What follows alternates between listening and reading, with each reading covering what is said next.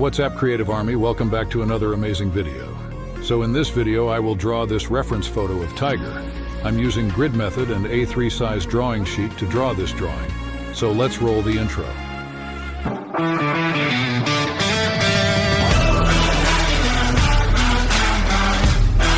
This steps is applicable for all drawings of any size. First, taking dots on 2 cm gaps on every sides of drawing sheet and connecting the dots. Hold me close till I get up. Time is barely on our side. I don't wanna waste what's left. The storms we chase are leading us. Mark the numbers. There are 14 columns and 19 rows. No, I don't wanna waste what's left. We will start sketching from left eye of Tiger. As per the reference photo, we have to draw from 3rd column and 5th row. So let's start. Till my shadow turns to sun rays, and